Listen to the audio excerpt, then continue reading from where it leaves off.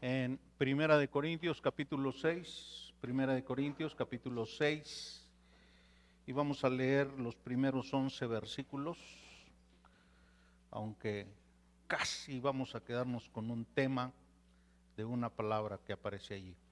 Dice Primera de Corintios capítulo 6, la palabra de Dios dice así: ¿osa alguno de vosotros, cuando tiene algo contra otro, ir a juicio delante de los injustos y no delante de los santos? ¿O no sabéis que los santos han de juzgar al mundo? Y si el mundo ha de ser juzgado por vosotros, ¿sois indignos de juzgar cosas muy pequeñas? ¿O no sabéis que hemos de juzgar a los ángeles? ¿Cuánto más las cosas de esta vida? Sí, pues, tenéis juicios sobre cosas de esta vida, ¿ponéis para juzgar a los que son de menor estima en la iglesia? Para avergonzaros lo digo. Pues ¿qué? ¿No hay entre vosotros sabio, ni aun uno que pueda juzgar entre sus hermanos, sino que el hermano con el hermano pleitea en juicio, y esto ante los incrédulos? Así que, por cierto, es ya una falta en vosotros que tengáis pleitos entre vosotros mismos. ¿Por qué no sufrís más bien el agravio? ¿Por qué no sufrís más bien el ser defraudados? Pero vosotros cometéis el agravio y defraudáis, y esto a los hermanos. ¿No sabéis que los injustos no heredarán el reino de Dios? No erréis, ni los fornicarios, ni los idólatras, ni los adúlteros, ni los afeminados, ni los que se echan con varones, ni los ladrones, ni los avaros, ni los borrachos, ni los maldicientes, ni los estafadores heredarán el reino de Dios. Y esto erais algunos, mas ya habéis sido lavados, ya habéis sido santificados, ya habéis sido justificados en el nombre del Señor Jesús y por el Espíritu de nuestro Dios. Oremos, hermanos. Padre Celestial, te suplicamos que nos ayudes a no ser tan insensibles a las advertencias que tú nos haces y también a las exigencias que están claramente expuestas en tu palabra. Te rogamos que nos ayudes a comprender que tu propósito es que crezcamos en santidad y que estemos pendientes de nuestras injusticias, que antes estábamos esclavizados de ellas, antes las amábamos, las defendíamos, pero tú nos salvaste para que vivamos reflejando cada vez más el carácter de tu Hijo, nuestro Señor Jesucristo, y en Él te damos las gracias y nos ponemos en tus manos. Amén. Bueno, hermanos, aquí como ustedes notan, solamente vamos a detenernos en una palabra del versículo 9, en la primera pregunta. ¿No sabéis? Y esta palabra no sabéis está en el versículo 2, o no sabéis, versículo 3, o no sabéis, versículo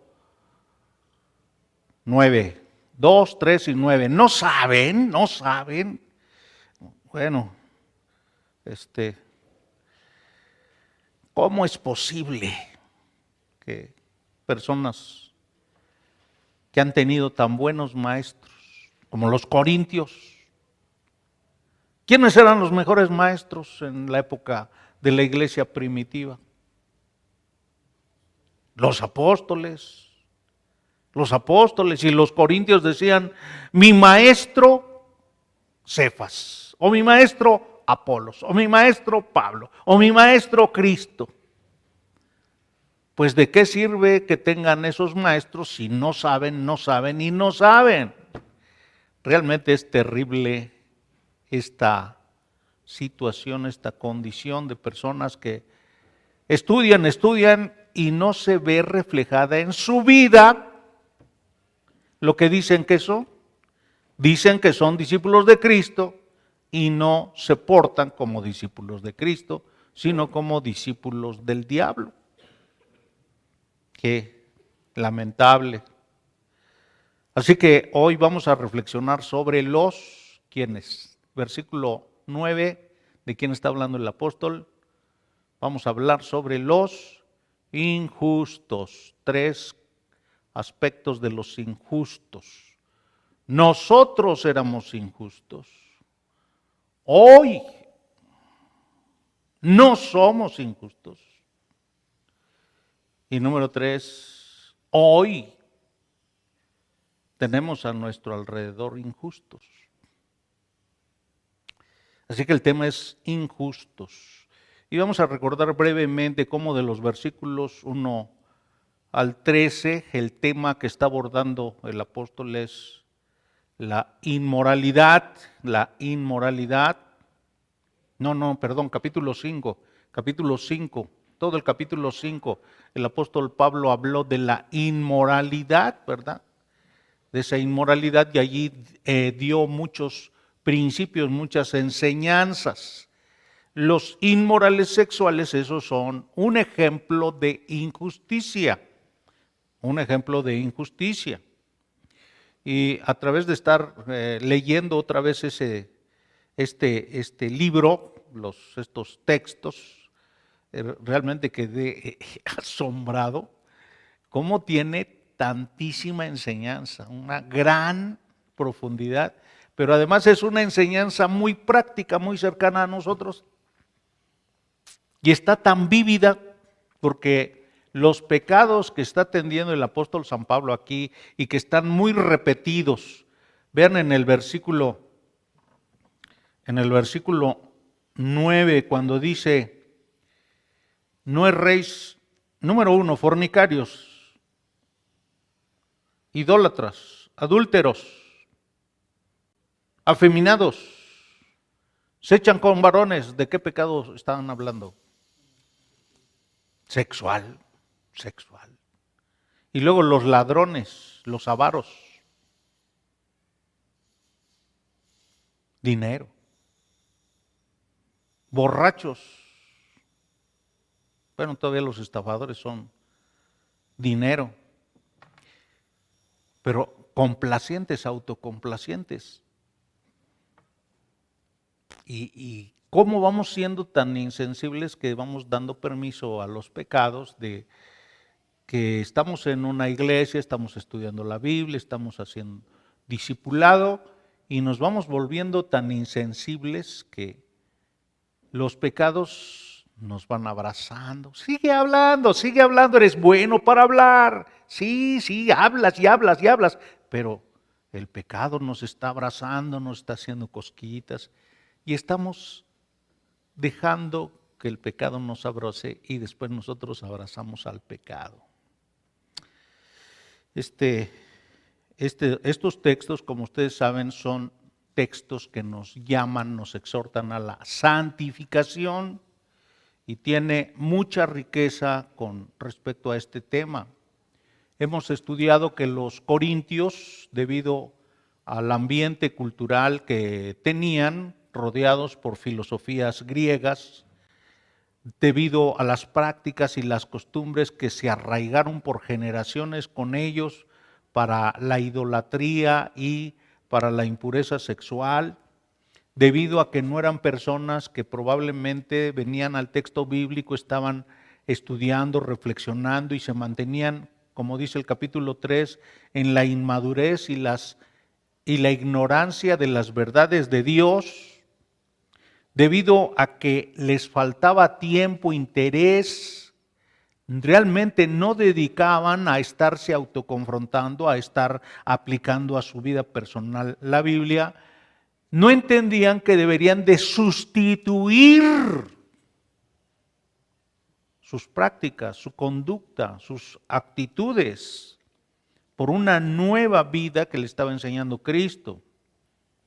No entendían que la vida en Cristo es opuesta a lo que corre el mundo, a lo que prefiere el mundo, a lo que argumenta el mundo. Entonces, todo este bombardeo cultural, social, heredado, hizo que los cristianos de Corinto vivieran en una confusión espiritual, con ideas falsas y prácticas alejadas a la voluntad de Dios.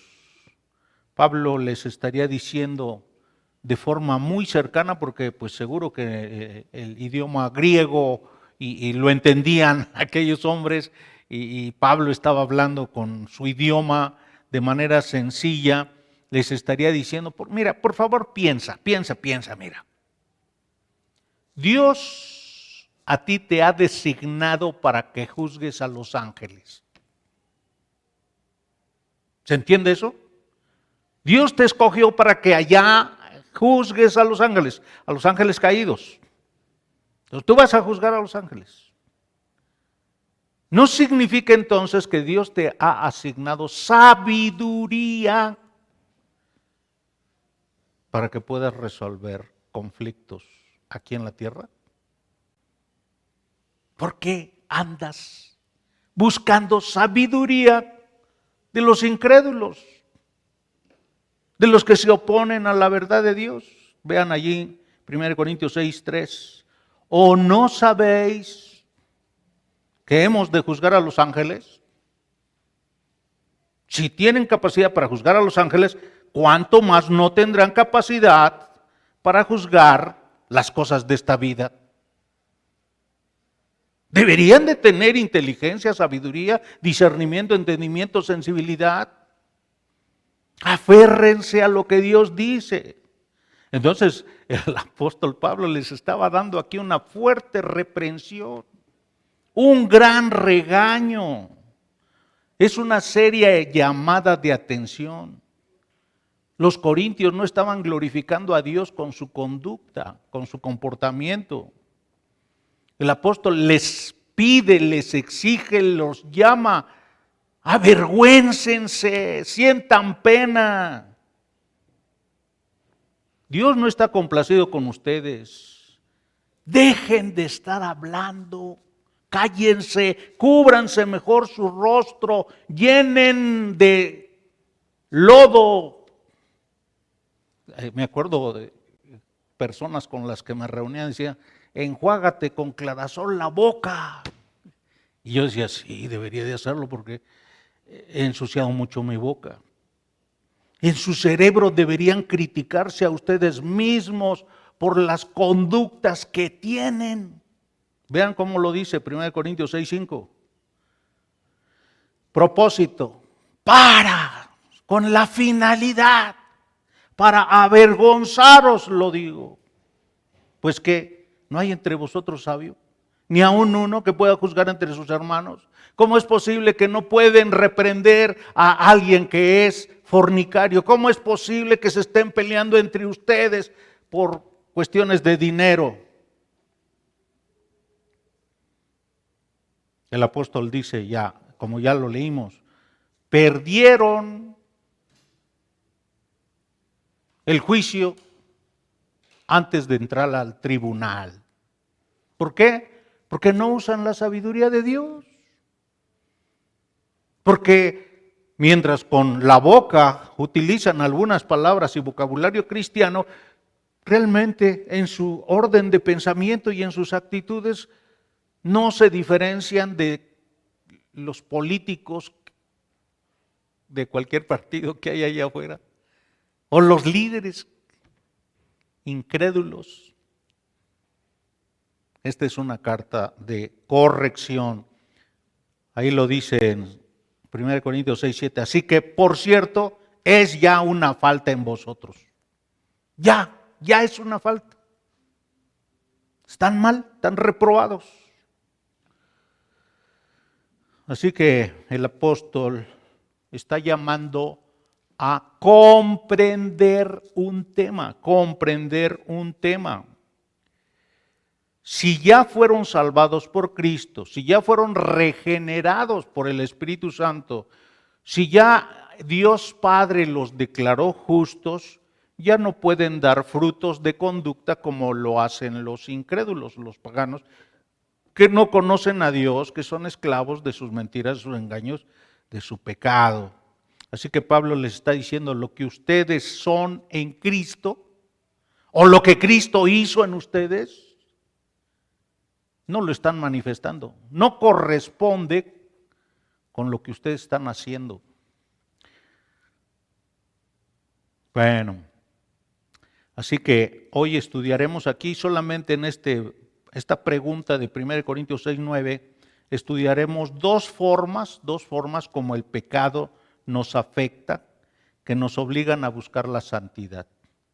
Dos formas como el pecado nos afecta, que nos obligan a buscar la santidad. ¿Cuáles son esas dos formas como el pecado nos afecta?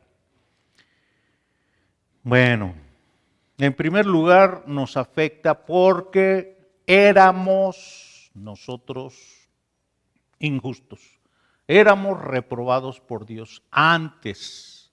Y por eso el apóstol en el versículo 11 dice, y esto erais algunos de ustedes.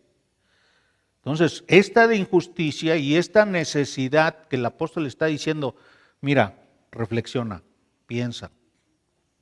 No sabes, no vivas con esa ignorancia. Un injusto no va a heredar el reino de Dios. No vivas en el error. Ahora, la palabra injustos está en plural y proviene de la palabra adóquinos. Esto de injustos son las personas incrédulas. Y esto de incrédulas no es porque no sepan. No, sí saben que Dios existe y saben que Dios tiene leyes, pero no quieren creer, o sea, de manera voluntaria rechazan esta afirmación. Romanos capítulo 2, versículo 15 dice que Dios les dio en su conciencia la diferencia de la ley de Dios. Y Dios dice en Romanos 2, 19 que Dios se ha manifestado a través de la creación. Entonces no pueden decir, es que Dios no existe, es que yo no creo. No, es que son unos necios. Entonces esto de adóquinos son las personas que no quieren creer que Dios los va a juzgar. Ellos saben en su conciencia que Dios tiene la absoluta autoridad y que los va a condenar. Son paganos. Son adoradores de todo tipo de imágenes, de todo tipo de supersticiones. Aman los objetos, se esclavizan a las cosas criadas, se adoran a sí mismos, son irreverentes, no tienen respeto, son desafiantes, provocadores. Es algo así como si tomaran el objeto más sucio, las cosas, la masa más sucia y se quisieran lanzarla a Dios. Lo más oliente, ofensivo para Dios. Son malvados, son esclavos de sus pasiones. Tienen el deseo de destruir, son pervertidos. Sienten placer con el sufrimiento de los demás. Les encanta hacer daño, son astutos para cometer vilezas. Son impíos, viven sin dar reverencia a lo santo. Pisotean la verdad de Dios. Tienen un vocabulario sucio. Son llenos de engaño, de mentira, de hipocresía. No hacen lo que deberían de hacer. Son transgresores, deshonestos. Son inicuos. Los cristianos de Corinto, en ese sentido, Pablo les está reconviniendo, reclamando, porque se están portando como los injustos. Quieren continuar viviendo con las prácticas del pasado, creyendo que solo le sumaron a Cristo, pero pueden seguir igual. Ofendían a Dios porque no confiaban ni en las personas que Dios salvó y que tienen sabiduría de Dios, ni tampoco tenían interés en ellos mismos ejercitarse en la sabiduría de Dios. Primera de Corintios capítulo 1, versículo 30, dice el apóstol Pablo que gracias a Cristo, todo creyente, si usted es un creyente genuino, todo creyente, gracias a Cristo ha recibido la sabiduría, la justificación, la santificación y la redención de parte de Dios por medio de Cristo, por medio del sacrificio de Cristo. Entonces, si dentro de los cristianos hay sabiduría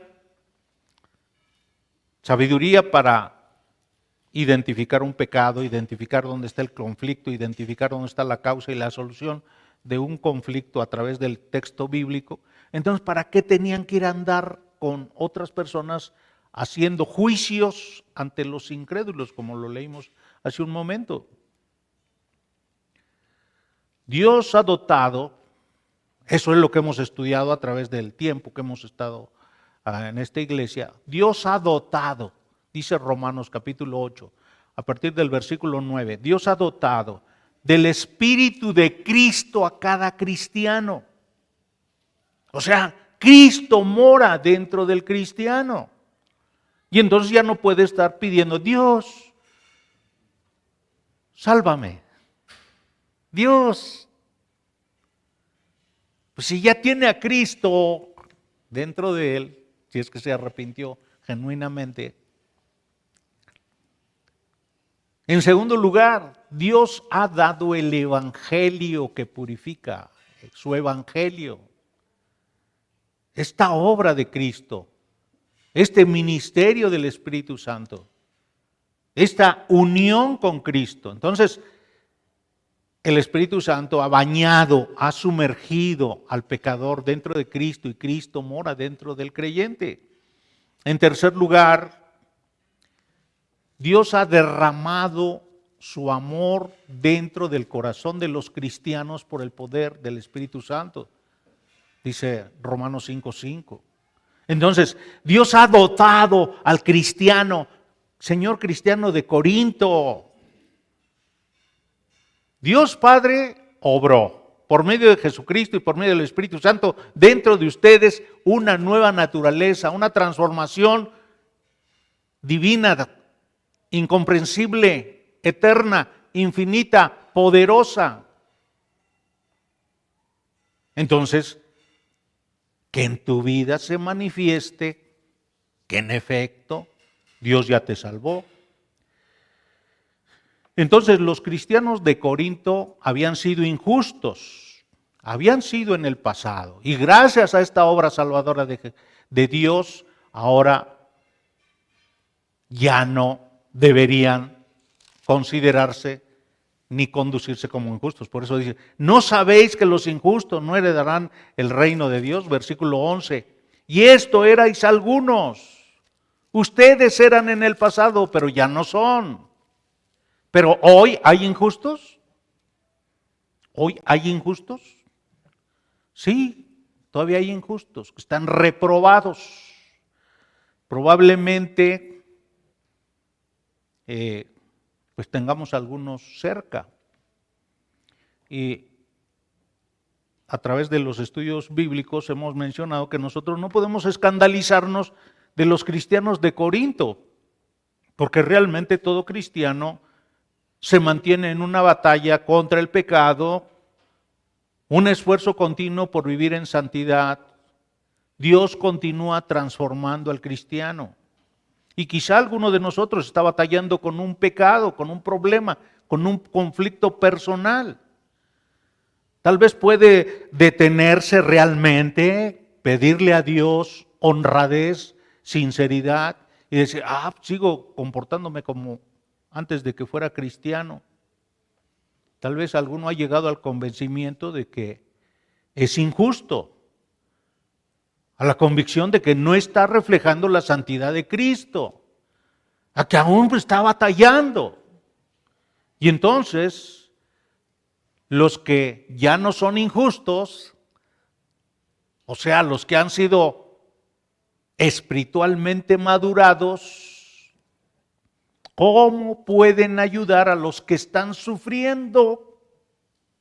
Porque no gozan de una vida en Cristo. ¿Cómo ayudar a una persona que todavía no está firme en Cristo? Bueno, ustedes recuerdan, si quieren buscar Gálatas capítulo 6, Dios da sabiduría al maduro espiritual. Dice que en el maduro espiritual se evidencian los frutos del Espíritu Santo, ¿verdad? Se manifiesta el amor, la fe, el gozo. Y entonces este maduro espiritual dentro de la iglesia puede ayudar a sus hermanos.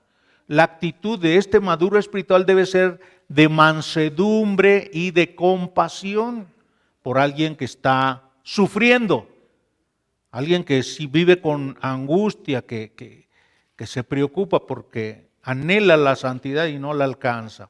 Entonces el maduro espiritual puede acercarse con su hermano y animarlo, instruirlo, edificarlo. Así como está haciendo el apóstol Pablo aquí con los corintios, a veces con unas palabras un poco más fuertes, pero realmente están cubiertas por el amor de Pablo. Y como observan ustedes, en el versículo 1, el apóstol San Pablo le dice a los cristianos de Galacia, si acaso identifican, localizan, ven, conocen a un cristiano que está siendo dominado por un pecado, quienes ya son maduros espirituales deben ayudar a ese que está dominado por el pecado. Y la actitud que deben de tener es en dos áreas. Número uno, deben portarse con ternura, con humildad, con compasión, con paciencia, pero también contiene una advertencia, segunda área, deben de cuidarse de que ellos mismos no caigan en un pecado parecido al que a la otra persona está enfrentando. Así que en el versículo 2 dice, ayúdense, pon el hombro abajo de la axila de tu hermano para soportar la carga. Y de esta manera vas a obedecer la ley de Cristo, que es amar a tu prójimo. Versículo 3, si tú te crees importante, te estás engañando porque realmente no eres importante. Entonces, la primera enseñanza a un maduro espiritual que Dios ya no lo tiene reprobado, porque ha sido unido a Cristo, ha sido regenerado por el Espíritu Santo, ha sido declarado justo por parte de Dios, entonces a este dice, ayúdale a tu hermano con una actitud amorosa, con una actitud compasiva, edifícalo. Y bueno, desde el capítulo 5 podemos recordar cómo el apóstol ejemplifica la forma como estaba ayudando a ese joven fornicario, ¿verdad? Lo primero que podemos notar nosotros es que el apóstol no argumenta a favor de ese joven. Ay, es que es un recién convertido. Ay, es que es un niño en Cristo. Ay, es que está jovencito. Yo he escuchado a pastores que le dicen, que a veces dicen, ay, dale chance, está joven. No. El apóstol no minimiza la responsabilidad de ese joven en cuanto a su pecado. No lo justifica tratando de decir que pues es tiernito. Además, número 3 vendría a ser, el apóstol condena, habla de manera muy franca, condena la conducta que la Escritura condena. O sea, a Dios no le agrada, Dios reprueba y dice Dios que va a castigar la fornicación. En Corinto era muy aceptable, era socialmente bien vista la homosexualidad, el lesbianismo, la impureza sexual. Pero de cualquier forma, eso no es aceptable por Dios. Por lo tanto, el apóstol toma la actitud que dice la Escritura. En cuarto lugar, el apóstol, y es parte de una de mis reflexiones de hace ya tiempo que mencionaba, cuando el apóstol ordena ese muchacho se ha entregado a Satanás, pues el apóstol no estaba sintiendo gozo, seguro que estaba sufriendo, estaba doliéndose. Realmente cuando aplica la disciplina dentro de la iglesia, está mostrando un genuino amor. El apóstol le está sirviendo a este joven y está sirviendo a la iglesia, está siendo paciente con este joven y está siendo paciente con la iglesia y les explica, ¿verdad? Ustedes deberían avergonzarse, ustedes debieron haber cortado a ese muchacho. Entonces no está de acuerdo con dar muestras de una misericordia falsa, diciendo, ay, pues no le hagan nada, pobrecito, ¿no? Se va a avergonzar, va a llorar. ¿Cómo crees que lo vamos a exhibir? En quinto lugar, le llama por su nombre al pecado.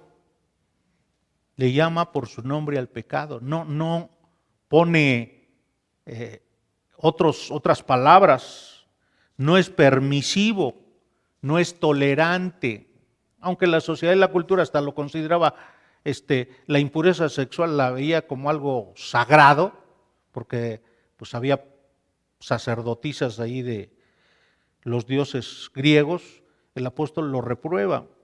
Entonces Pablo tuvo que tomar medidas claramente bíblicas, experimentó un genuino dolor porque este hombre estaba ofendiendo a Dios, la iglesia estaba ofendiendo a Dios. Entonces no podemos alimentar para los incrédulos murmuración, para que ellos también estén pisoteando, ofendiendo el honor de nuestro Señor. Entonces, no por cobardía dejemos de llamar pecado al pecado. El apóstol Pablo animó a la iglesia de Corinto a que asumiera responsabilidad, tanto en lo personal con este joven como con la iglesia.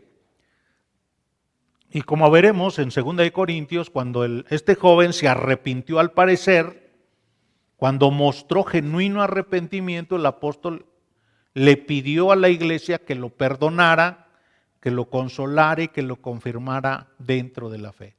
Pero es importante que el apóstol estuviera exigiendo y pidiendo de este joven que fuera confrontado y que fuera disciplinado, y hasta que ese joven mostrara frutos dignos de arrepentimiento, entonces lo recibieran. Aquí estamos aprendiendo entonces el pecado de injusticia o cualquier tipo de pecado nos afecta a nosotros. Nos afecta cuando es personal y también cuando es congregacional. Entonces la injusticia de la que está hablando aquí el apóstol, ¿no sabéis que los injustos no heredarán el reino de Dios? No podemos ser cómplices de hermanos o personas que se dicen que son hermanos y están viviendo de una manera como hijos del diablo. Así que debemos de cuidar este aspecto. Esa es una forma como el pecado nos afecta y debemos buscar la santidad tanto en lo personal como de parte de la iglesia. Y gracias a Dios, en segundo lugar, hemos sido aprobados por Dios, como lo dice el versículo 11, y esto erais algunos. ¿Cómo erais algunos? Bueno, ahí está la lista de algunos de los pecados, mas ya habéis sido lavados, ya habéis sido santificados, ya habéis sido justificados en el nombre del Señor Jesús y por el Espíritu de nuestro Dios. Ustedes saben que aquí cuando dice erais, habéis sido, ya habéis sido, significa que los cristianos de Corinto fueron pasivos, o sea, Ellos no fueron los que ganaron, los que se esforzaron, los que por su actividad lograron ser lavados o ser santificados. No, ellos eran muertos y es Dios quien obra. El que actúa entonces es Dios. Ellos son pasivos y Dios es el activo, el que realiza la obra. Dios fue el que los hizo justos ante su justicia. Dios fue el que los declaró justos, el que los perdonó, el que los puso en paz con Dios. Dios los hizo gratos a sí mismo. Entonces, el que hizo la obra es Dios. No, ellos no la ganaron, ellos no se esforzaron, ellos no actuaron. Fue Dios Padre, Dios Hijo y Dios Espíritu Santo, como dice el versículo 11, fueron lavados, purificados por la sangre de Cristo. También lo dice Juan capítulo 3, versículo del 3 al 8. Segunda de Corintios 5:17, Efesios 2:10, Tito 3:5. Han sido santificados por el Espíritu Santo. Santificados, el que hace obra de santificación es el Espíritu Santo. Y quien los ha justificado es Dios. Dios es quien los declara justos, según Romanos 3:26, Romanos 4:22 al 25. Entonces, si ya la obra de Dios los sacó de ser injustos y los convierte en justos, pues ahora, ¿cómo se deben comportar? Y meditemos en dos aspectos. Número uno, la advertencia y número dos, la exigencia. Advertencia y exigencia. La advertencia es esta. Y tanto para los corintios como ahora aplicada para nosotros. Si tenemos la esperanza de estar en la gloria de Dios Padre, entonces debemos corregir las conductas injustas que aún hoy estamos practicando. Porque Dios nos está advirtiendo, los injustos no van a heredar el reino de Dios. Y les pido que busquen Romanos capítulo 6. Aquí en Romanos capítulo 6 encontramos también una fuente inagotable de verdades bíblicas profundas, eternas, infinitas, de las que debemos estar alimentando nuestra alma. Aquí se nos habla sobre la necesidad de morir, de ser conscientes, de morir con Cristo, ser sepultados con Cristo y resucitar con Cristo. Aquí la palabra morir, muerte, se repite varias ocasiones porque el que era injusto tiene que morir a sus injusticias y tiene que resucitar a la justicia de Dios. En el versículo 2, Romanos capítulo 6, versículo 2, el apóstol San Pablo dice: porque los que hemos muerto al pecado, ¿cómo viviremos en él? Si fuimos unidos a Cristo, fuimos crucificados con Cristo, fuimos muertos con Cristo, fuimos sepultados con Cristo, versículo 4, y resucitamos con Cristo, entonces ¿cómo vamos a continuar siendo esclavos del pecado? No podemos vivir ya en el pecado porque ya estamos muertos para el pecado. Ya no tiene el pecado poder sobre nosotros. Versículo 12. No reine pues el pecado en vuestro cuerpo mortal, de modo que lo obedezcáis en sus concupiscencias. Antes el pecado tenía poder sobre nosotros. Antes era nuestro amo, era nuestro rey. No solo era nuestro dictador, sino que también nosotros lo amábamos de manera voluntaria. Pero hoy Dios, por medio del Espíritu Santo, por medio de Pablo, nos dice: no permitas que el pecado controle tu vida. No caigas dentro de las seducciones del pecado. Ya no puedes vivir de esa forma. Versículo 15.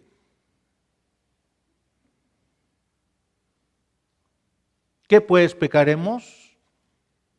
Porque no estamos bajo la ley, sino bajo la gracia. Que no engendres esta idea dentro de tu cerebro.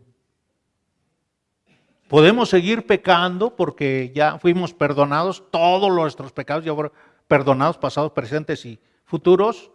Quien piensa de esa forma no es regenerado. Quien piensa de esa forma que porque ya fueron perdonados todos sus pecados, ahora sí puede cometer todos los pecados que pueda, no ha nacido espiritualmente. Porque cuando era esclavo del pecado, cuando el pecado reinaba en su vida, su naturaleza era pecaminosa. Pero cuando Cristo lo transformó, ahora su naturaleza es divina, dice 2 de Pedro 1:4. Y entonces esta nueva naturaleza le oprime, le exige, le coacciona para que solo haga obras semejantes a las de Cristo. Entonces, no puede seguir pecando. 16.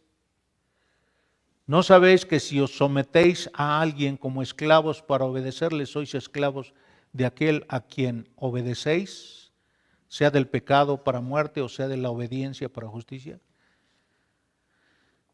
Si un hombre decide obedecer y se acerca, por ejemplo, con el policía de la esquina, voy a obedecer todo lo que tú me digas. No voy a discutir nada. Policía, dime lo que quieres que yo haga. Soy tu genio obediente. ¿Quién es el amo? ¿Quién es el rey?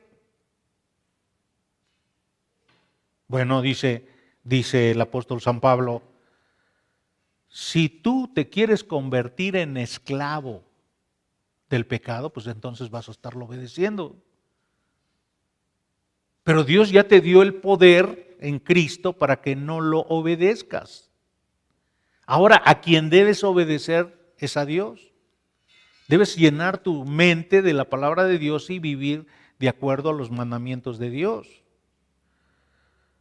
Tú debes decidir llevar una vida recta de obediencia a Dios. A quien tú decidas obedecer, ese va a ser tu amo. Te vas a convertir en esclavo de eso. ¿Quieres ser esclavo del dinero? ¿Quieres ser esclavo de la lujuria sexual?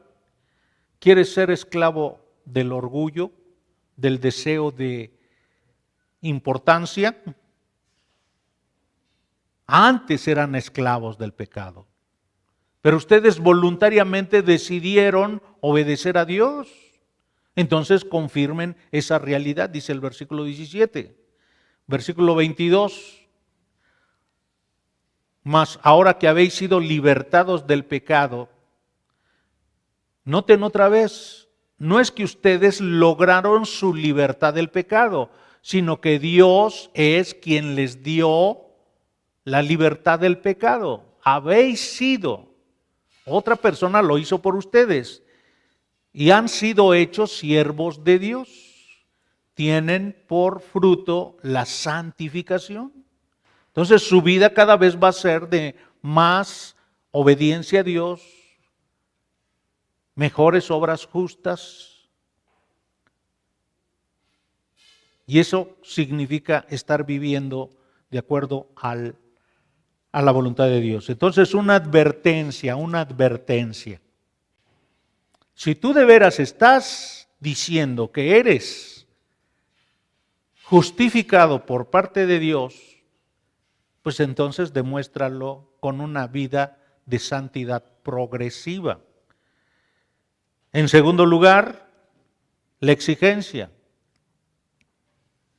Ayuda dentro de la iglesia a los que sufren por el pecado. Ayuda a los que sufren por el pecado. Un comentarista allí me encontré que es bastante crudo, este hombre escribió: quien desee conducirse y obedecer a Satanás, pues que se vaya con él. Hay personas que son bien cínicas y bien No, no me interesa el Evangelio, no me interesa sus enseñanzas, no me interesa leer la Biblia. ¿Qué vamos a hacer? Hay personas así.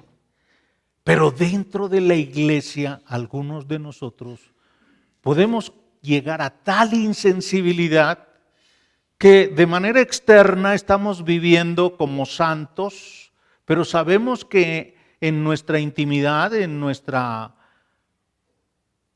vida fuera de la iglesia, realmente somos injustos. Que Dios nos ayude para que no caigamos en esa práctica. El apóstol San Pablo lo dijo de esta forma en 1 Corintios capítulo 5, versículo 12. 1 Corintios capítulo 5, versículo 12. Les dijo de esta forma: porque ¿qué razón tendría yo para juzgar a los que están afuera? ¿Qué está diciendo? No juzgo a los que están afuera. No, yo no juzgo a los incrédulos. Esa no es mi tarea de estar juzgando a los incrédulos. Segunda pregunta del versículo 12. ¿No juzgáis vosotros a los que están dentro? ¿Cuál es tu responsabilidad? La responsabilidad de ustedes, le está diciendo a los corintios, es juzgar a los que son de la iglesia y están en pecado. Esa es su responsabilidad. Bueno, y esto también lo dice 1 Tesalonicenses capítulo 5, versículo 14 y 15. Entonces, a la persona que ha sido salvada, que ha sido justificada por parte de Dios, Dios le ordena que tiene que edificar a sus hermanos, tiene que amar a sus hermanos, tiene que servir a sus hermanos. Y esa es parte del cambio de la conducta del injusto con la conducta del justo. Quien es discípulo de Jesucristo empieza a imitar a Jesucristo. Y entonces, mientras que el injusto, el que no es discípulo de Cristo, está lleno de odio, el creyente está lleno de amor. Mientras el injusto está lleno de malicia, de maldad, el que es justo está lleno de verdad, está lleno de bondad, de generosidad. Entonces hay oposición de conducta. Y por ejemplo, Dios le ordena al cristiano que ame a sus enemigos, que ore por quien le maldice, que haga el bien al que le hace mal, que florezca dentro del corazón del creyente la bondad, la compasión, el perdón, la gracia. El que un creyente esté imitando a Jesucristo no significa que sea ciego y que no pueda comprender lo que es el pecado. No, una cosa es que él ya no quiere hacer el pecado, pero otra cosa es que no pueda identificar lo que es malo. Hay cosas que son malas y tiene capacidad para diferenciarlas. El apóstol entonces en esta sección está animando a los corintios para que muestren amor a sus hermanos, para que honren a Dios y para que vivan en una santidad progresiva, para que en su vida estén mostrando lo que en efecto Cristo ya hizo en sus vidas. Ya los regeneró, ya los salvó, ya los justificó. Bueno, ellos deben dar fruto como evidencia de esto. Y esa es nuestra esperanza, que Cristo ya nos regeneró a nosotros aquí en este grupo y por lo tanto la santidad se debe ver reflejada en nuestra vida. No significa que ya somos perfectos, pero sí vamos progresando. En nuestra familia debe continuar progresando. En nuestra iglesia debemos continuar progresando. El apóstol San Juan lo escribió de esta forma: todo aquel que tiene esta esperanza en Cristo se purifica a sí mismo, así como Él es puro. Primera de Juan capítulo 3, versículo 3. Y todavía el apóstol San Juan escribió en el Apocalipsis el que venciere heredará todas las cosas, y yo seré su Dios y él será mi hijo, dice Dios en Apocalipsis capítulo 21, versículo 7. Y Apocalipsis capítulo 22, versículo 14, casi al final, Dios dice, bienaventurados los que lavan sus ropas para tener derecho al árbol de la vida y para entrar por las puertas de la ciudad. Entonces tenemos en esta pregunta del apóstol San Pablo, ¿no sabéis que los injustos no heredarán el reino de Dios? En este texto encontramos dos formas en que el pecado nos afecta, que nos obliga a buscar la santidad. Número uno, en reconocer que nosotros éramos reprobados por Dios porque éramos injustos. Y en segundo lugar, de que por la gracia de Dios hemos sido aprobados en Cristo. Y por lo tanto, debemos manifestar el carácter de Cristo en nuestra vida. Les invito para que hagamos una oración. Padre Santo, te alabamos y te damos gracias por tu palabra y te agradecemos por este texto tan precioso, tan rico. Te pedimos que nos ayudes a autoexaminarnos, a llamarle por su nombre a los pecados y venir en humildad, dependiente para que tú nos ayudes, tú nos instruyas sobre las formas como debemos sustituir esa práctica, esas ideas del pasado y vivir de acuerdo a tu voluntad. También, Padre, te pedimos que nos des sabiduría y humildad para no condenar a nuestros hermanos, sino más bien buscar oportunidades para amarles, servirles, edificarlos, animarlos.